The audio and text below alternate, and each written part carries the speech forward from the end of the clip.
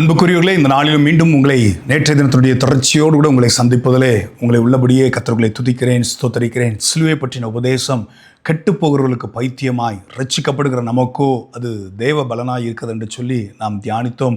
சிலுவையின் மகத்துவம், சிலுவையை குறித்திருக்கிற அந்த உன்னத அனுபவங்களை கொரிந்து சபைக்கும் தன்னுடைய வாழ்க்கைக்கும் பவுல் அதை அழுத்தமாக எடுத்துக்கொண்டதை நாம் பார்க்க முடிகிறது. உதாரணத்துக்கு இந்த நாளிலையும் கூட அதே 1 கொரிந்தியரின் புத்தகம் 1ஆம் அதிகாரம் 1 கொரிந்தியரின் புத்தகம் 1ஆம் அதிகாரத்தின் அதன் 23ஆம் வசனத்தை நான் மீண்டும் வாசிக்கிறேன்.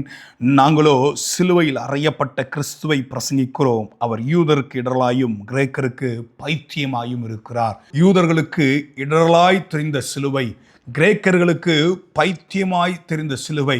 சிலுவை ஒரு மனிதனை தெரிந்து கொள்ளும் என்றால், ஆண்டவர் ஒரு மனிதனை பிடிப்பார் என்றால் ரொம்ப ஆச்சரியம். தொடர்ந்து கீழே வாசிக்கும்போது, ஆகிலும் யூதரானாலும் கிரேக்கரானாலும் எவர்கள் அழைக்கப்பட்டிருக்கிறார்களோ அவர்களுக்கு கிறிஸ்து தேவபலனும் தேவ ஞானமாயிருக்கிறார்.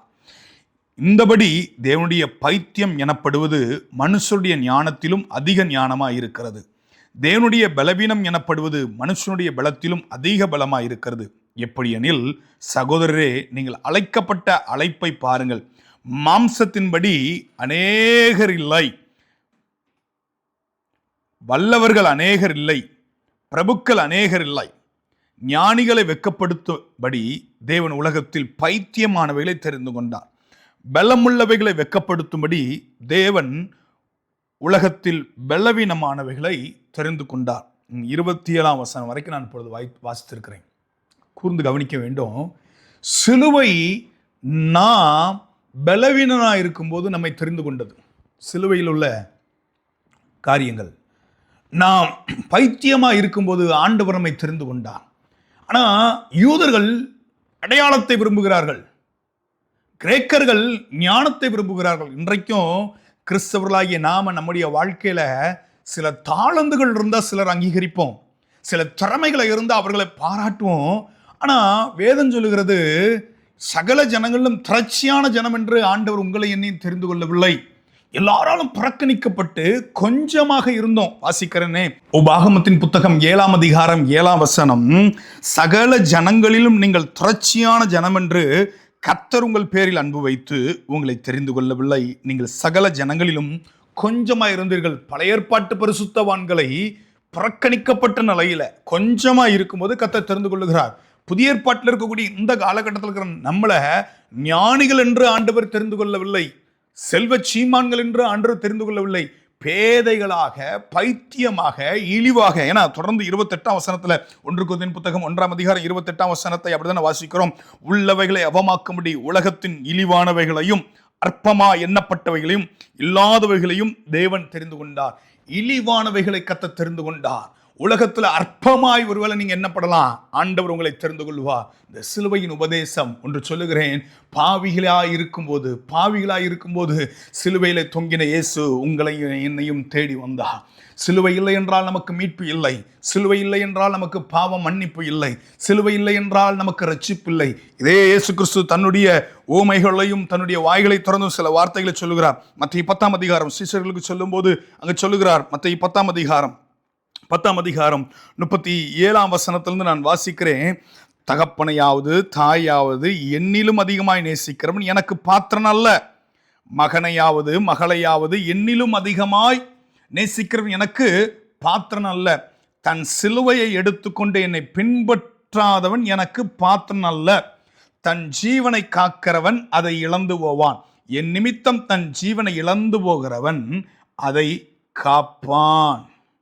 தெய்வ பிள்ளைகளே, ஒருவன் என்னை பின்பற்ற விரும்பினால் தன்னைத்தான் வெறுத்து தன் சிலுவை சுமந்து வர கடவுள் சொல்லுகிற ஆண்டவர், என்னை விட நீங்க எதையோ அதிகமாக நேசிப்பீர்கள் என்றால் எனக்கு பாத்திரரா இருக்க மாட்டீங்கன்னு கர்த்தர் சொல்லுகிறார். யூதர்களுக்கு இடலாக, கிரேக்கர்களுக்கு அது இடலாகவும் பைத்தியமாக இருந்த அந்த சிலுவையை குறித்து நான் பேசிக் கொண்டிருக்கிறேன். நாம் ஒன்றுமில்லாத போது கர்த்தர் நம்மை தெரிந்து கொண்டார்.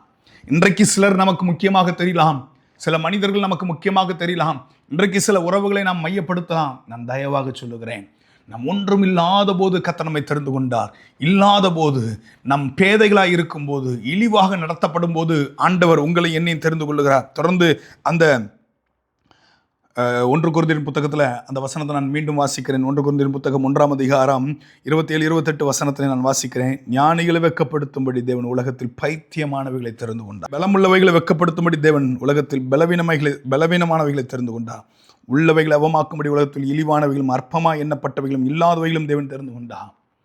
இன்றைக்கு நாம் எந்த சூழ்நிலை தெரிந்து கொள்ளப்பட்டோம் என்பதை நாம் மறந்து சிலுவையை புறக்கணிக்கிறோம், பாடுகளை புறக்கணிக்கிறோம், உபத்திரவங்களை புறக்கணிக்கிறோம். இந்த லெந்து காலங்களில் ஒன்று புரிந்து கொள்வோம், அநேக உபத்திரவங்கள் வழியால் தான் தேவ ராஜ்யத்துக்குள் நாம் பிரவேசிக்க முடியும்.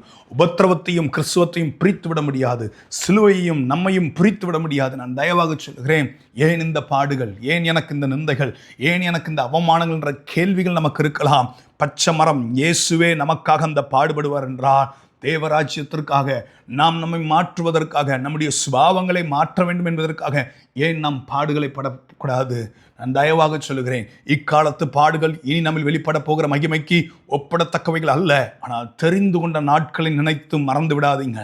அந்த நாட்களை நினைத்து கொள்ளுங்க. எந்த சூழ்நிலையில் பேதையாக இருக்கும்போது, இல்லாத போது, இயலாத போது, பலவீனமாக இருக்கும்போது உங்களையும் என்னையும் தெரிந்து கொண்டாரே, அந்த தேவனை மறந்து நாம் எதை நாடுகிறோம்? அவரை பின்பற்ற வேண்டும் என்றால் நாம் வேறு எதையும் அதிகமாக நேசிக்க வேண்டாம், வேற யாரையும் மேன்மை பாராட்ட வேண்டாம். மேன்மை பாராட்டுகிறவன் பூமியிலே கர்த்தரையே குறித்து மேன்மை பாராட்ட கடவன் என்று சொல்லி வேதத்தில் வாசிக்கிறோம். அவரை நாம் மேன்மை பாராட்டும் போது, அவருக்கு நாம் முக்கியத்துவம் கொடுக்கும் போது, ஒன்று நான் சொல்லுகிறேன், 3ஆம் நாள் உயிர் தெழுந்த அந்த வல்லமை இன்றைக்கும் குன்றி குறுகி போகவில்லை. உங்கள் பலவீனங்களை மாற்றுகிறதற்கு ஆண்டவர் போதுமானவராக இருக்கிறார். இந்த பாடுகளின் ஊடாக, உபத்திரங்களின் ஊடாக கர்த்தர் நம்மை சாட்சியாக நிறுத்த ஆண்டவர் போதுமானவராக இருக்கிறார்.